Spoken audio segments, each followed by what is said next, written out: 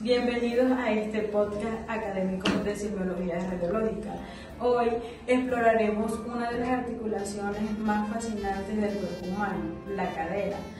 Abordaremos su anatomía, los síntomas más comunes que afectan esta región, sus fracturas y lo más importante, los signos radiológicos que todo tecnólogo en radiología debería reconocer.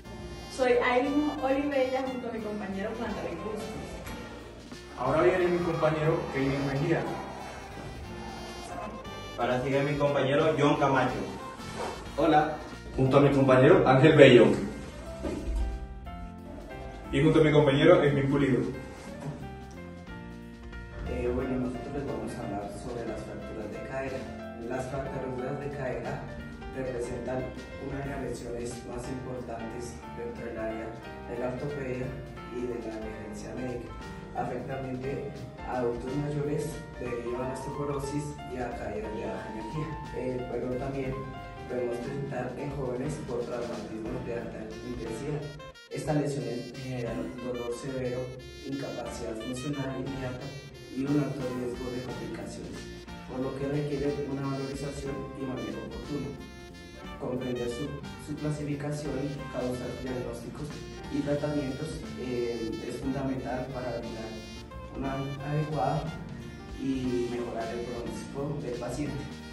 El objetivo general es brindar una explicación clara, completa y comprensible sobre las fracturas de cadera, su clasificación, causas, manifestaciones clínicas, diagnóstico, tratamiento y complicaciones, a fin de facilitar su comprensión para fines académicos y clínicos. En los objetivos específicos, el primero, describir la anatomía básica de la cadera relacionada con los tipos de fractura. En el segundo, identificar y diferenciar las fracturas intraescapulares y extracapsulares, reconociendo sus características principales. En el tercero, explicar las causas más frecuentes de las fracturas de cadera según la edad del paciente. En el cuarto, reconocer los signos y síntomas clínicos que permiten sospechar una fractura de cadera. Y en el quinto, analizar los métodos de diagnóstico utilizados para confirmar los tipos de fracturas de la cadera. Bueno, hoy les vengo a hablar sobre la anatomía de la cadera. En el número 1 encontramos la cresta ilíaca derecha, en el número 2 la fosa ilíaca derecha, en el número 3 encontramos el foramen anterior del sacro. En el cuarto ya encontramos la articulación sacroiliaca. En el quinto encontramos la espina ilíaca anterosuperior derecha. En la sexta también encontramos la espina ilíaca, pero esta sería la anteroinferior derecha.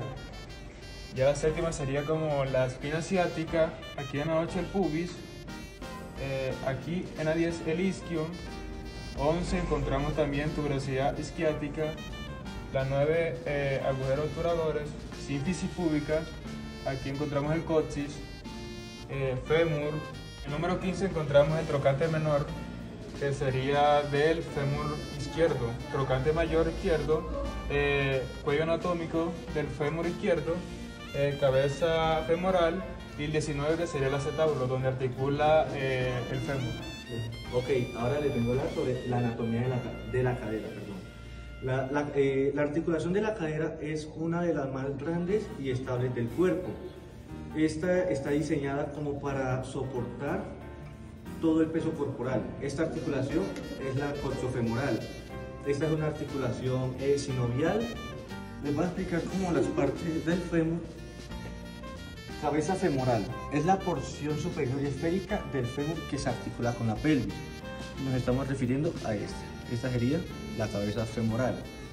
Tenemos el cuello femoral, que sería la región estrecha que conecta la cabeza con el cuerpo del fémur. Una zona vulnerable a fracturas. Sería más común esta parte. Trocánteres, el trocante mayor y el trocante menor. Son prominencias óseas donde se insertan importantes músculos. Cuando hablamos de trocánteres, este sería el trocante mayor que va por la parte lateral y el trocante menor que iría por la parte medial. Y la zona subtrocantérica la región inmediatamente inferior a los trocánteres. Nos estamos refiriendo como casi a la epífisis del fémur. Esta sería la zona subtrocantérica. Ok, este sería el hueso coxal de una cadera izquierda. Este sería el acetábulo y aquí es donde se forma la articulación coxofemoral. Fracturas de cadera es un desafío en radiología diagnóstica. Las fracturas de cadera son lesiones ortopédicas de gran relevancia, especialmente en la población de adultos mayores, que representa un problema de salud pública significativo debido a movilidad e incidencia.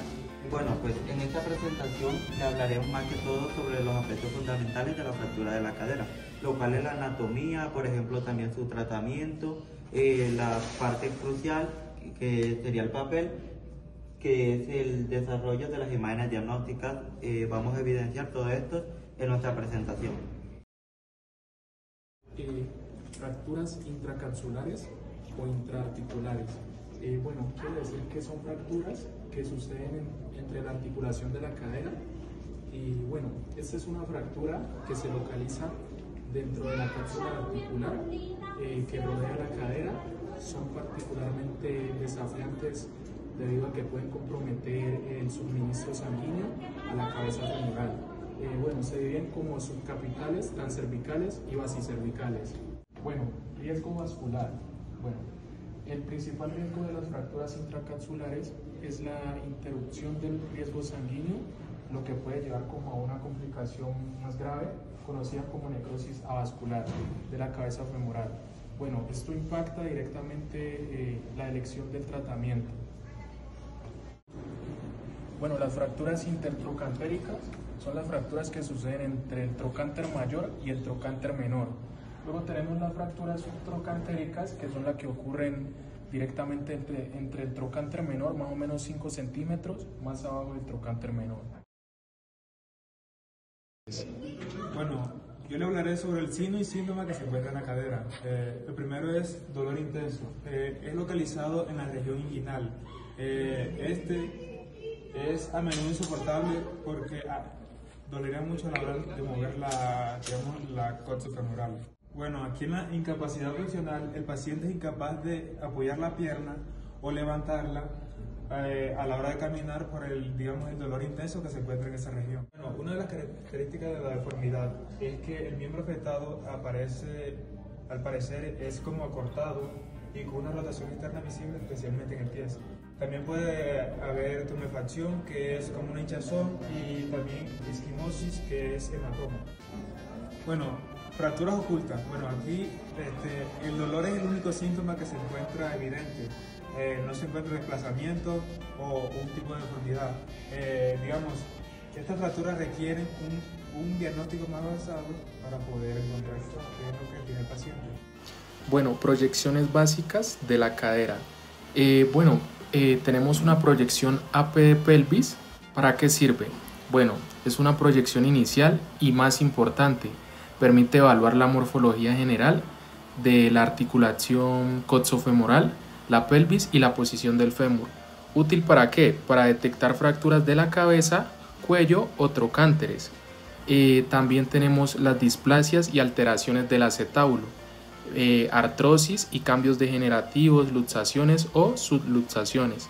¿Qué muestra bien? Bueno, muestra el espacio articular, línea iliopectinia y la línea isquiática, y también los contornos del acetábulo. También tenemos una segunda proyección lateral de cadera. Esa sirve para qué? Complementa a la anteroposterior, mostrando la cadera en un plano perpendicular. Permite valorar la cabeza femoral y también su contorno, anteversión femoral y fracturas del cuello femoral no visibles en AP. ¿Qué muestra bien?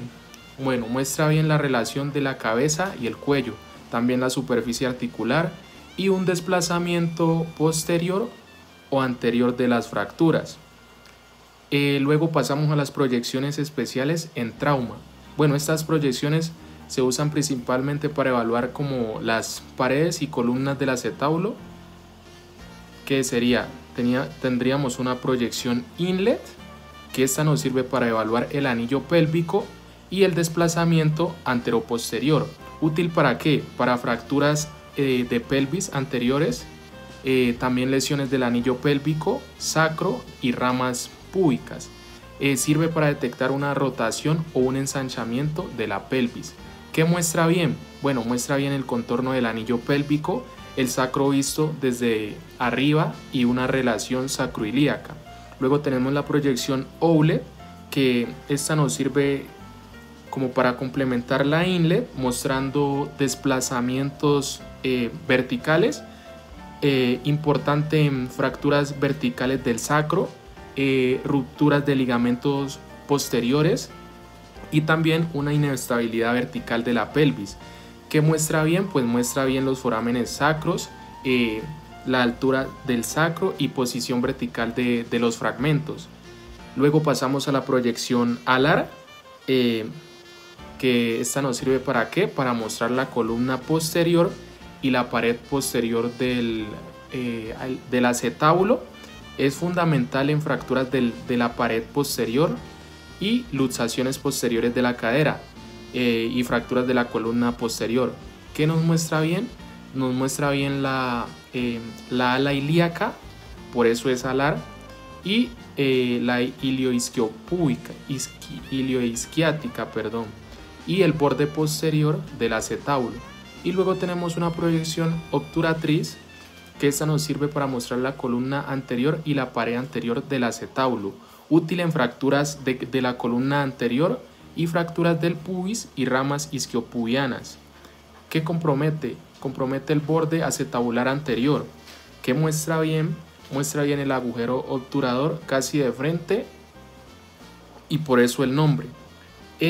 También la línea iliopectínea, creo que es, y también el borde anterior del acetábulo. Yo les vengo a hablar sobre el signo radiológico displasia de cadera. La displasia de cadera es una alteración en la que la articulación de la cadera no se forma correctamente. El acetábulo es poco profundo o inestable. En la cabeza del fémur no encaja bien, lo que puede generar inestabilidad, cojera y desgaste precoz si no se trata. Bueno, en sus características están las alteraciones anatómicas, que es cuando el acetábulo es poco profundo. La inestabilidad es una tendencia a luxación o luxación. También tenemos las limitaciones del movimiento, que es principalmente en la velución.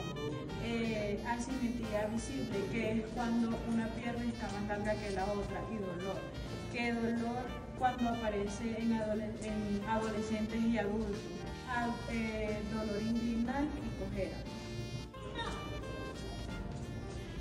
Para las manifestaciones por edad, en recién nacido está la limitación a la velución, asimetría del pliegue del glúteo.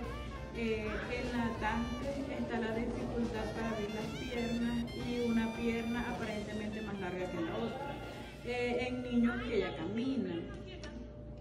Marcha anormal, que es la cojera o marcha en pato. Dolor leve, desequilibrio, y en adolescentes adultos, dolor inguinal y sensación de inestabilidad. Ok, yo les voy a hablar sobre las causas principales de una displasia de cadera. La primera es mecánicas posicionales, es cuando el útero es muy pequeño, el bebé o el feto es muy grande. Esto también suele pasar mucho en embarazos múltiples. En la displasia de cadera se utilizan varias líneas para este diagnóstico, principalmente las líneas de Reiner y Perkins. Estas dividen la cadera en cuadrantes para ver la posición de la cabeza femoral. Otras líneas importantes incluyen la línea de Shenton, que se une para ver la congruencia de la articulación, y el ángulo de Whisper, que mide la cobertura acetabular. La línea de Shenton es como una línea que nos ayuda como a medir la angulación de la articulación coxofemoral, ¿sí? Como podemos ver en esta radiografía de cadera, En la articulación coxofemoral se forma un ángulo. Este sería la línea de Shenton. Es decir, que como pueden ver, este es el ángulo, entonces por ende no va a haber como esa displasia de cadera. Pero si nos fijamos en este lado derecho, como que tiramos el ángulo y no se encuentra el ángulo formado. ¿Qué nos indica esto? Que en la cadera derecha es donde está la displasia. Bueno, diagnóstico por imágenes. En radiografía, esta es una herramienta inicial y más importante, se realiza una proyección anteroposterior de pelvis y lateral de cadera para visualizar la fractura, su localización y grado de desplazamiento. En tomografía computarizada, esta se utiliza cuando existe duda diagnóstica para evaluar fracturas complejas o para una mejor planificación preoperatoria. Esta proporciona imágenes detalladas en 3D de la estructura ósea. En resonancia magnética, este es un método de elección para el diagnóstico de fracturas ocultas, especialmente cuando la radiografía son negativas, pero la sospecha clínica es alta. Permite visualizar el edema óseo y otras lesiones de tejido blando. Bueno, opciones de tratamiento y prevención. El tratamiento depende de la fractura, la edad y el estado del paciente. En las intracapsulares necesitaríamos tornillos canulados como para fracturas no desplazadas. También tenemos una hemiartroplastia o artrioplastia total como para fracturas desplazadas y para pacientes mayores. Luego tenemos las intertrocantéricas, que sería un clavo intramedular, una opción como muy preferida. Y también tenemos las placas deslizantes de cadera, DHS, y tenemos las subtrocantéricas, que sería como un clavo o una fijación más robusta dada a su inestabilidad. Bueno, las implicaciones incluyen una necrosis como vascular, pseudoartrosis y trombosis venosa profunda e infección, y la movilización temprana es clave para reducir ese tipo de riesgos.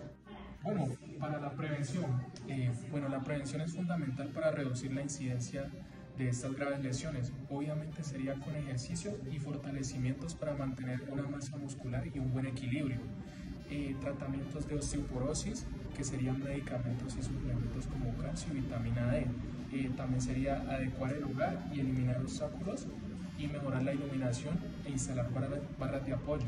Luego tenemos también revisión de visión para tener una buena agudeza visual, y también revisión de medicamentos para evaluar los fármacos que puedan ocasionar mareos o sedación.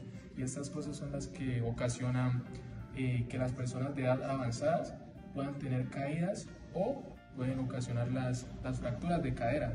Ok, en este afiche les traemos como las fracturas de cadera, las más comunes. Fracturas del cuello del fémur. Esta se basa más cuando el trocante mayor se fractura junto a la cabeza femoral. Esta ocurre más en adultos mayores y tiene un alto riesgo de compromiso vascular en la cabeza femoral.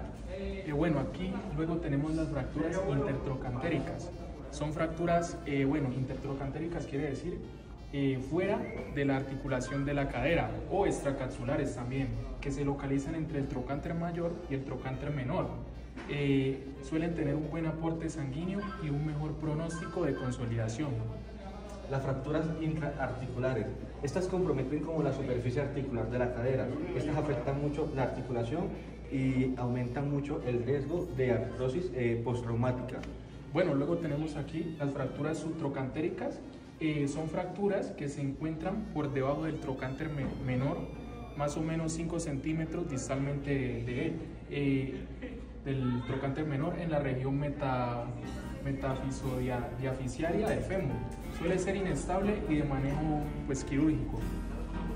La fractura subcapital. Esta fractura está ubicada justo debajo de la cabeza femoral.